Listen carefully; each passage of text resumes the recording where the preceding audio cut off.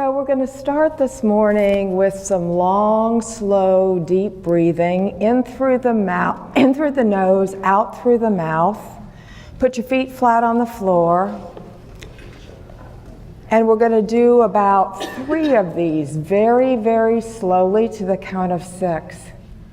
Then I'm going to ask you to breathe naturally in and out through your nostrils and focus on your breath. Keep your mind focused on your breath.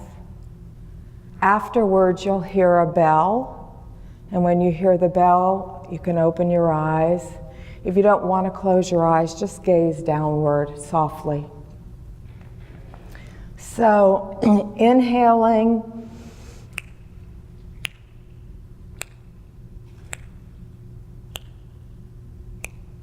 hold, exhale through the mouth.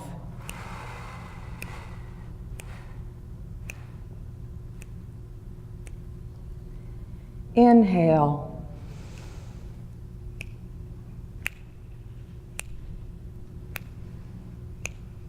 Hold. Exhale.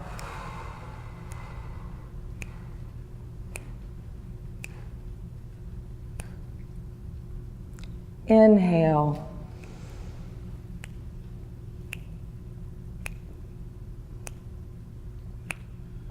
Hold.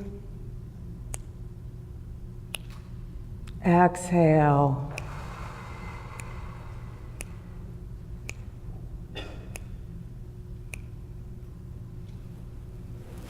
And beginning to breathe naturally through the nostrils,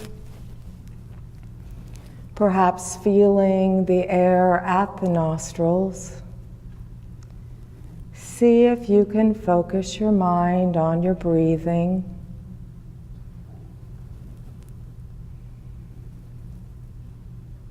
Paying attention to the sensations.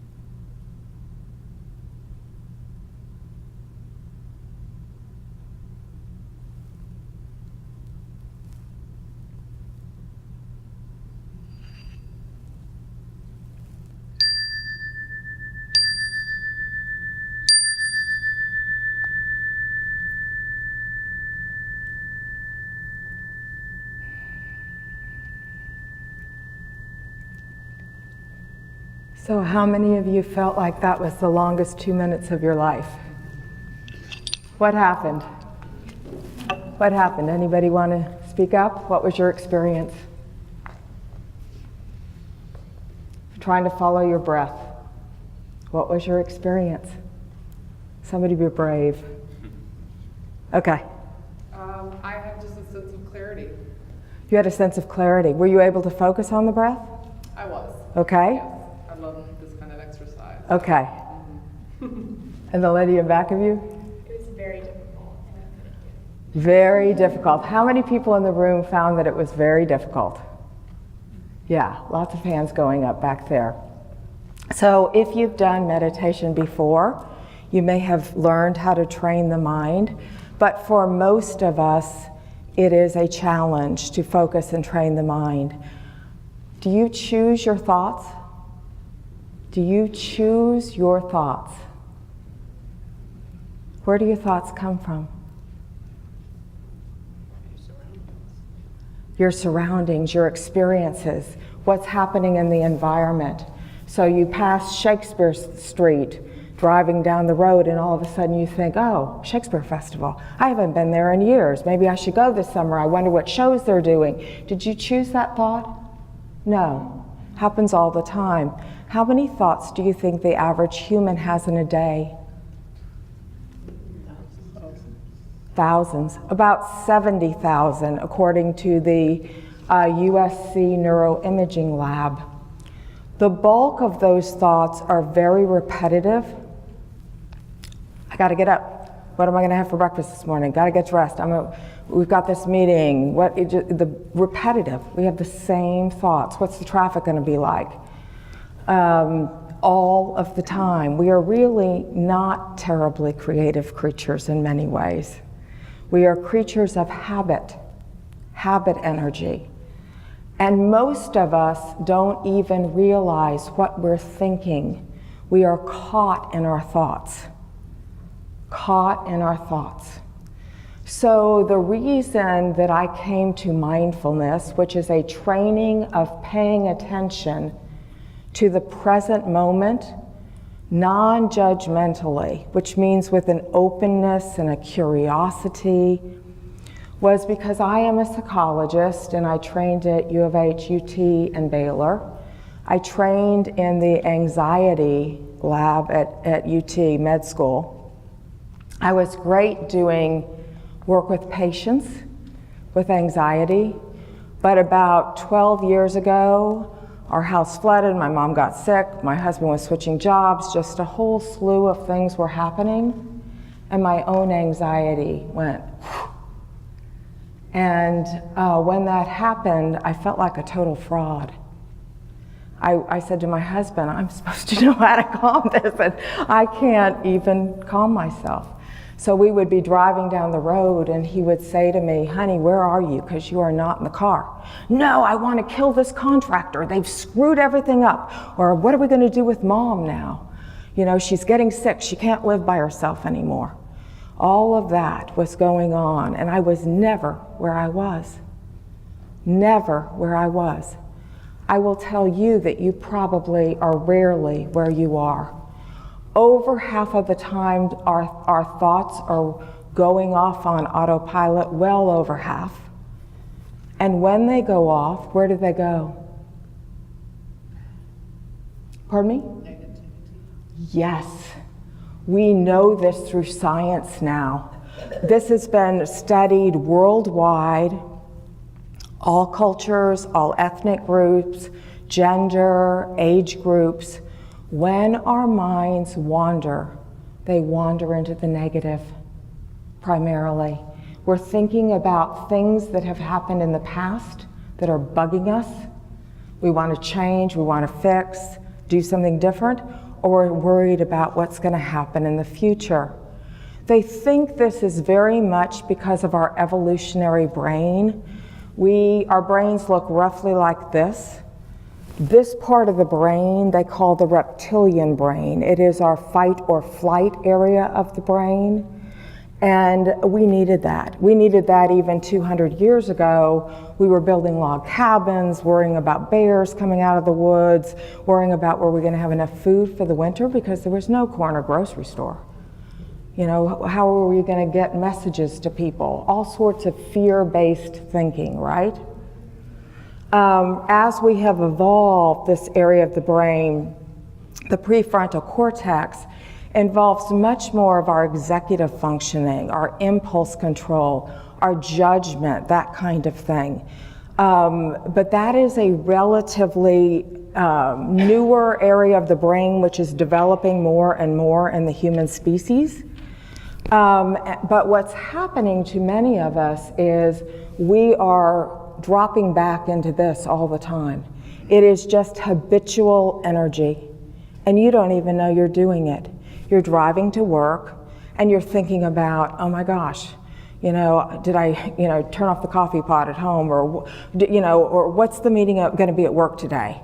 Is it, am I ready? Are they going to like my presentation?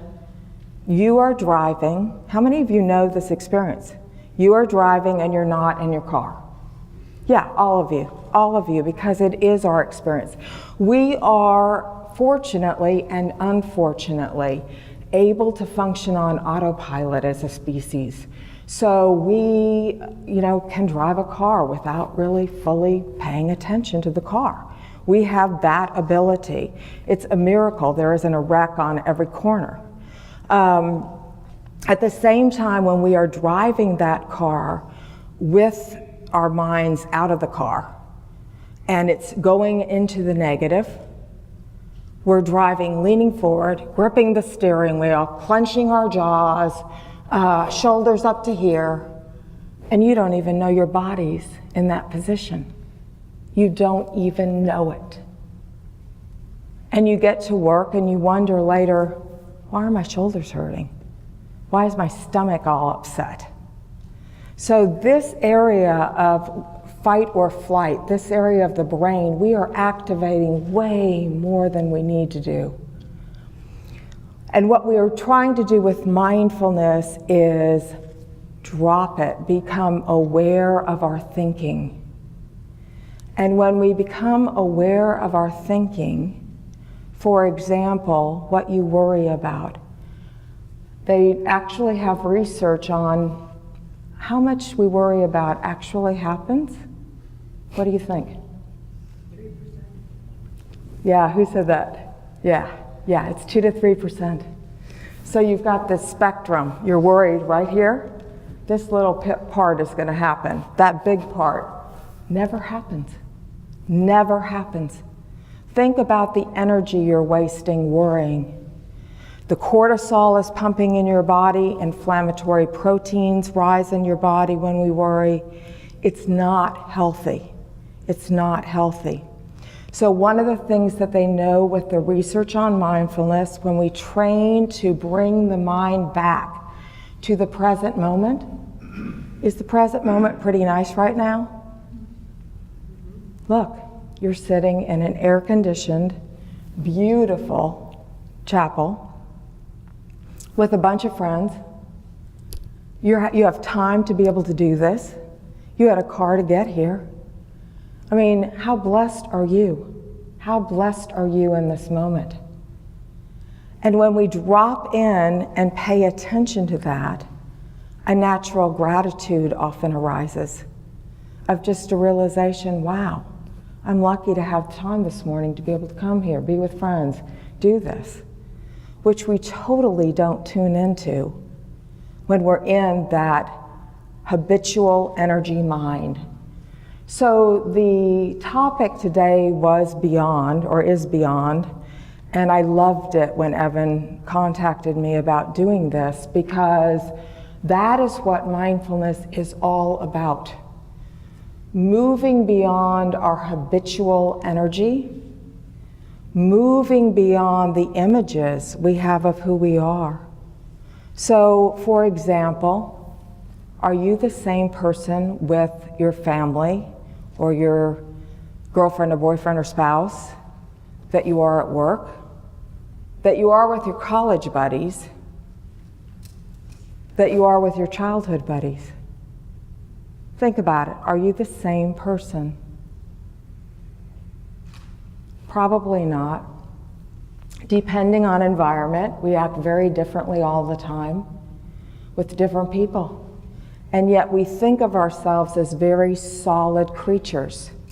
Oh, Anne is this. She is kind, considerate, da-da-da-da-da-da-da. Is that true?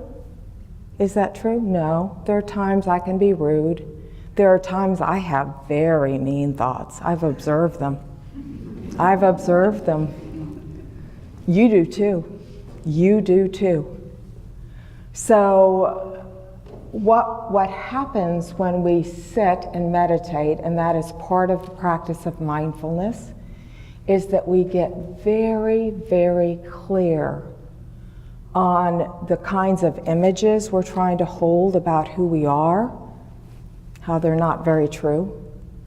We also get very clear on our habit energy. You have been raised in a culture and in a family system that has created beliefs that you don't even know you hold. They are so ingrained with you, so ingrained with you. Like, we don't eat bugs. Only people in Asia do, regularly. You know, it's just a belief. It's just a belief. And oftentimes our suffering comes out of holding on to these beliefs that you don't even know you have, that are no longer serving you in life. They're holding you back because you think this is how the world is. This is how I am. Mindfulness helps us question our thoughts, and we begin to understand that while some thoughts are true, it's sunny outside today, or breezy, or the temperature's in the 60s, or whatever, that could all be true right now. Many, many thoughts that we have daily aren't even true. Aren't even true. Particularly the negative thoughts. The negative thoughts we have. So, an example of that, and then I'll wrap it up, is, for example, you make a presentation at work, and 5 people say, "Wow, great presentation." One person says, you should have done this, you talked too long, whatever. Who do you focus on? The negative. It happens all the time. It's called filtering and magnifying. So we filter down to that comment, and we make that the big comment, and then we think, oh, the other 5 people were just being nice. They didn't really mean it, right? So as I speak right now, there are people in this room that are loving it, and people in this room that aren't loving it. And that would be normal. So is it true those 5 people didn't think what they told you? No. But you believe that. You believe that. So this ultimately gives us freedom, this practice. It's coming back to more authenticity. It's really getting clear that our thoughts, we don't have to believe them. And for me, it has been the most freeing practice I could ever do, which is why this is what I teach now. So I think my time is up. And questions? Yeah. I have a question. I think even realizing the benefits of doing it as a regular part of the day is difficult. And so I'm wondering how you manage to do that, because it really does need to be done regularly to be of benefit. Yes, it needs to be done regularly. So thank you for bringing that up. The first thing I can tell you is the 3 long, slow, deep breaths. Right there, you have engaged your vagus nerve. Your vagus nerve runs from the base of your skull all the way down your spine, into your guts, into your lungs, into your face. It's the longest nerve in the body. The vagus nerve is our rest and digest nerve. It activates the parasympathetic nervous system. So when we just do, this is just as a beginner, 3 to 6, long, slow, and you saw me counting till 6, breathing in, holding it, and then slowly out. That will bring some relaxation to your body, lowers blood pressure, helps with digestion, the whole bit. If you want to become a more serious meditator, what they know is that 20 minutes a day now, and this is with probably about 20 different studies using fMRIs, will grow the gray matter of the prefrontal cortex and shrink the reactive part of the brain. You'll still be able to run if a bear chases you, but you won't need to be going to work like this. You'll realize, be in the car, look at the sky, look at the trees. I saw a Japanese maple, I think they call it. It looked like it was on fire today. It was so bright red. Years ago I would have missed it. I got to see it today. And that's what it is. It's just coming back to this moment. So there are many, many apps. There's Headspace, Buddhify, Omvana, Meaning to Pause, Breathe. Insight Timer, thank you. Yes, there are tons of apps now. And the research is done with guided meditation, so use it. Use guided meditation. It works. So finding a time, just close your office door. 20 minutes. 10, start out with 10. 5, just start out with what works. The key is doing it. Yeah? Your example of 5 good compliments and 1 negative comment. Can you give us a reason that is it just habit that it's easier to believe the negative than to believe the positive? Because it would make sense, right, that there's 5 people saying one thing and 1 person saying the other. I understand that. Is it just bad habit? No, well, I don't know. What they think is that because we're an evolutionary species, we have had to be problem solvers. How are we going to survive? So the mind has tended, through an evolutionary process to go that way. That is really what I'm mostly reading. To look for the problem to solve. Always looking for the problem, but the more you think about all the problems in your life that really, really are serious problems. Your spouse doesn't do the things you want him to do, or she want her to do, or whatever. Or your kids are doing something you don't want them to do, or something's happening at work. How much control do you have? Yeah, very little. Very, very, very little. We can't control other people, right? We can't control them. So most of the time when we're thinking even about problems, boy, it's down a rabbit hole, because you can think and think and think. They're going to do what they're going to do. You can change you. You can think about changing you, but you can't change another person. It's wasted energy. Yeah. As far as my understanding of the meditation process based on explanation, meditation isn't necessarily to change the way of feeling or thinking, but it's to bring you to an awareness or consciousness of what's going on inside of my head and my heart. And it's referring to what you just said as far as changing myself. Is there a point or is there a specific process after having been made aware or coming to grips or terms with how I'm feeling or what I'm thinking? Is there a certain point or is there a certain process to where I begin to make that manifest into certain changes that might be necessary? So your statement at the beginning is right on the money. It's about acceptance of our experience fully and noticing just what our experience is. We don't have to change anything. But what happens, for example, when I'm meditating, if I have a thought, because I saw something happen that morning, let's say, at the Starbucks when I stopped to get coffee. This guy was just acting crazy. And so I'm sitting there meditating and I think, that guy's a jerk. That guy's a jerk. So I'll notice when I'm meditating, can I know that's true? I can't know that's true. I've never seen that guy before. He was probably just having a bad day, and happened to cut in line and be rude to me or something. So what happens is just the mere act of noticing our thinking and questioning it, which is part of what we do, or letting it go, changes us without us doing anything. Does that answer your question? Yeah. I have a follow-up, because I think just looking at the news today, you see things that are deeply upsetting. And while it may not be affecting me personally, it affects other people. And so how do you live with that? So one of the things I do is I don't watch television. I haven't for 15 years. I get all of my media through print media, which I read daily, because they're making sensations of the news. It's all about bias and whatever, and it's meant to cause anxiety.